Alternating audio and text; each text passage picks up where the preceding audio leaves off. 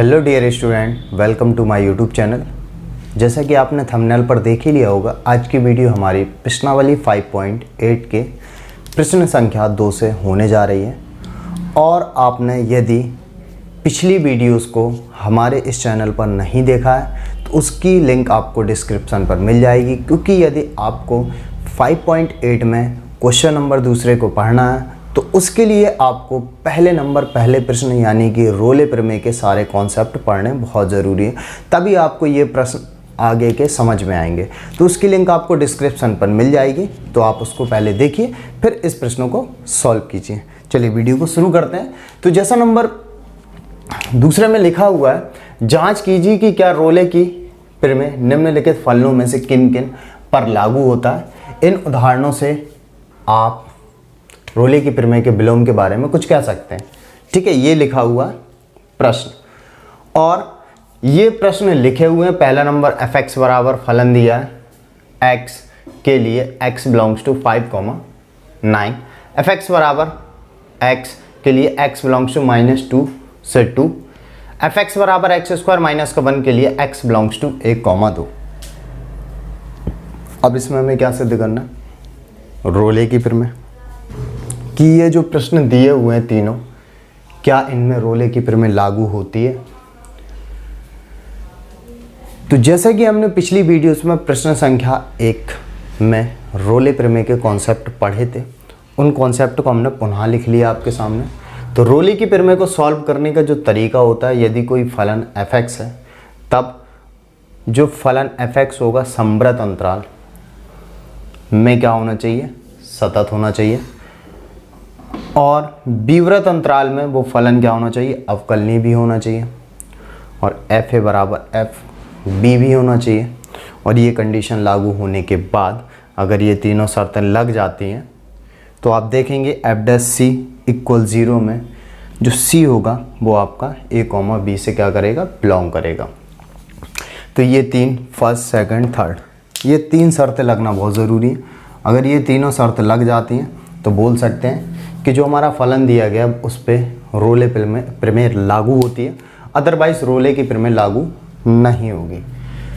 तो सबसे नंबर पहले को लेते हैं और इसका सॉल्यूशन करते हैं। तो पहला नंबर जो लिखा हुआ है f(x) बराबर x के लिए x बिलोंग्स टू 5,9 पे ये प्रूव करना है। तो आप एक चीज़ याद रखिए, प्रश्नावली 5.1 में हमने आपको 19वें नंबर क्वेश्चन पे बताया है, जो बड़े कोष्ठक के अंदर जो x लिखा होता है वो महत्तम पूर्णांक फलन होता है। क्या होता है? महत्तम पूर्णांक फलन। ये प्रश्नावली 5.1 के क्वेश्चन नंबर 19 में, जो कि लिंक डिस्क्रिप्शन पे हम आपको डाल देंगे, वहाँ पर जाके अच्छे से समझ सकते हैं। तो f(x) बराबर जो महत्तम पूर्णांक x है, x बिलोंग्स टू 5,9, इसे चेक करना है कि इस पर रोले प्रमेय लागू होती या नहीं होती। तो सबसे पहली चीज़ हम आपको सॉल्यूशन पे लिखेंगे, चूंकि f(x) एक महत्तम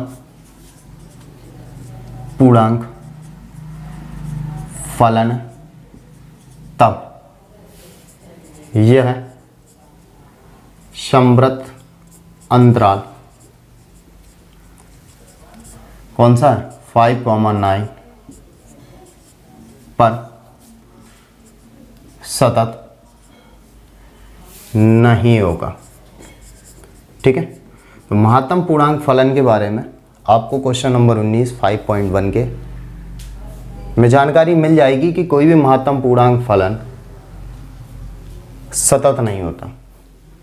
कोई भी महत्तम पूर्णांक फलन आपका क्या होता है? सतत नहीं होता। तो क्या लिखा? f(x) एक महत्तम पूर्णांक फलन है, तब यह संवृत अंतराल 5,9 पर सतत नहीं होगा।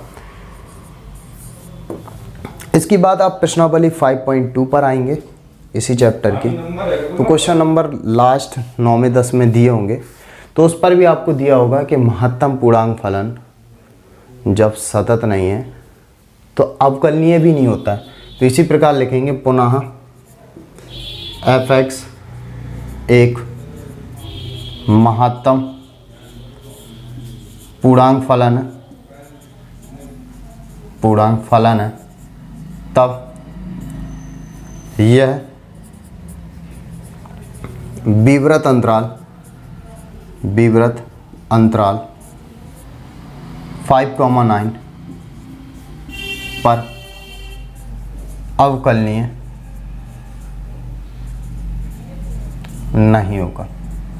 हमने आपसे क्या बोला था, अगर रोले की प्रमेय अगर किसी भी फलन पे लागू होती है तो हमेशा आप याद रखिए कि उसमें पहला, दूसरा, थर्ड तीनों कॉन्सेप्ट लगने चाहिए। दो तो फेल हो गए ना, तो ये महत्तम पूर्णांक क्या है, संवृत अंतराल पर सतत है, और ना ही विवृत अंतराल पर क्या होगा, अवकलनीय भी नहीं होगा। मैंने बोला ना आपको, प्रश्नावली 5.2 पे क्वेश्चन नंबर 9 और 10 को आप जाकर आसानी से सॉल्व कर सकते हैं और चेक भी कर सकते हैं, वहाँ पर ये अवकलनीय नहीं होता महत्तम पूर्णांक फलन। उसकी भी डिस्क्रिप्शन आपको लिंक पर मिल जाएगी।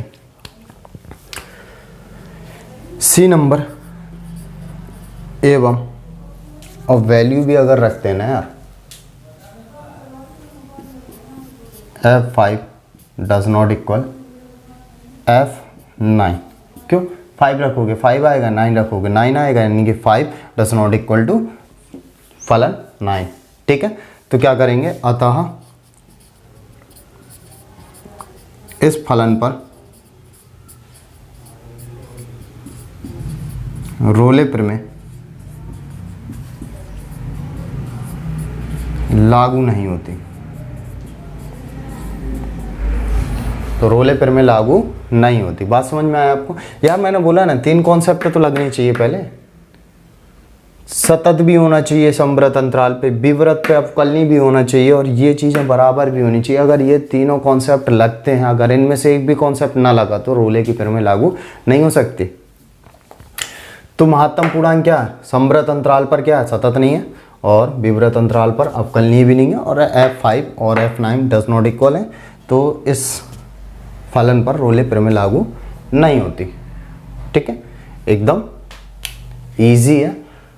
आप पहले नंबर जाके 5.8 के पहले नंबर क्वेश्चन को समझिए, उसमें जो भी फंडामेंटल आपको बताएगा उन फंडामेंटल्स को समझिए। जब आप वो समझेंगे तब जाके आपको ये प्रमेय आसानी से समझ में आ जाएंगी। अब इसको आप पॉज करके नोट कर सकते हैं।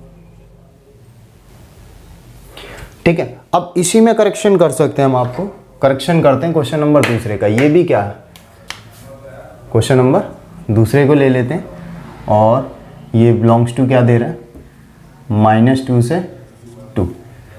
ठीक है, इसी पे करेक्शन कर देते हैं।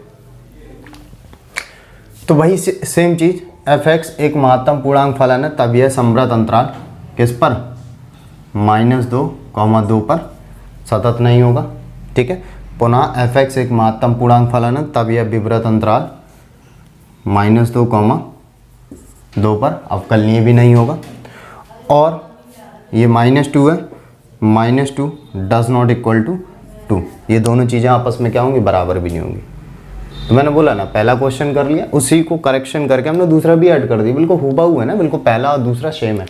तो वही सेम चीज़ लिखेंगे, f(x) ये लिखा x बिलोंग्स टू -2 से 2। ठीक है, f(x) एक महत्तम पूर्णांक फलन है तब यह संवृत अंतराल इतने पर सतत नहीं होगा, और पुनः f(x) एक महत्तम पूर्णांक फलन है तब विवृत अंतराल इतने पर अवकलनीय भी नहीं होगा, और एवं f-2 does not equal to F2। अतः इस फलन पर रोले प्रमेय लागू नहीं होती। तो पहला दूसरा आपका क्वेश्चन हो गया।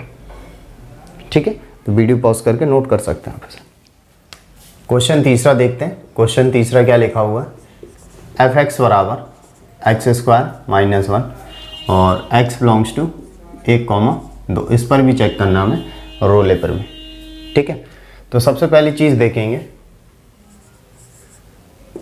चूंकि f(x) एक बहुपदीय फलन है, अतः यह संवृत अंतराल 1,2 पर सतत होगा। f(x) देख सकते हैं आप, एक बहुपदीय फलन है, अतः यह समवर्त अंतराल 1,2 पर क्या होगा, सतत होगा। मैंने आपको बताया था जब 5.1 को स्टार्ट किया था, शुरुआत पे ही हमने आपको बताया था कि प्रत्येक बहुपदीय फलन सभी वास्तविक संख्याओं के लिए क्या होता है, हमेशा सतत होता है। ठीक है, तो ठीक है ना, f(x) एक बहुपदीय फलन है, अतः यह समवर्त अंतराल 1,2 पर क्या होगा, सतत होगा। और बी नंबर, f(x) एक बहुपदीय फलन है, अतः यह विवर्त अंतराल 1,2 पर अवकलनीय भी होगा, अवकलनीय भी होगा। दो कॉन्सेप्ट हो गए, ये नियम लागू हुआ, ये लागू हुआ। अब ये चेक करते हैं। आप याद रखिए ये 3 कॉन्सेप्ट तो मस्ट हैं, ये तो लगने ही चाहिए। अब हम चेक करते हैं सी नंबर में। सी पे देखते हैं f1 यानी 1 का square minus 1, 1 minus 1 equal 0। f2 2 का स्क्वायर माइनस 1 यानी 4 माइनस 1 इक्वल 3। तो लिखेंगे चूँकि f1 does not equal f2, देख सकते हो ये 0 और ये 3 आपस में बराबर नहीं है। और ये शुरुआत की तीनों कंडीशन फॉलो होनी चाहिए रोले प्रमेय में, तभी आपकी रोले प्रमेय सत्यापित मानी जाती है। ठीक है ना, अतः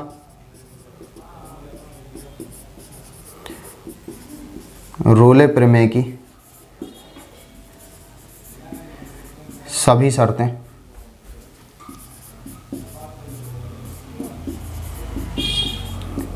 लागू नहीं होती, अतः दिए गए फलन पर रोले प्रमेय सत्यापित नहीं है।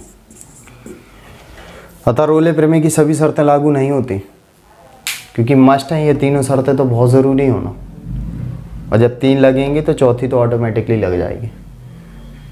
तो तीसरी शर्त लागू नहीं हो रही ना, बराबर होने के लिए बोला गया ना तीसरी शर्त को, लेकिन ये क्या है, बराबर नहीं है ना, तीनों शर्तें लागू होनी चाहिए। तो हमने वही बोला ना, अतः रोले प्रमेय की सभी शर्तें लागू नहीं होती, अतः दिए गए फलन पर रोले प्रमेय सत्यापित नहीं है।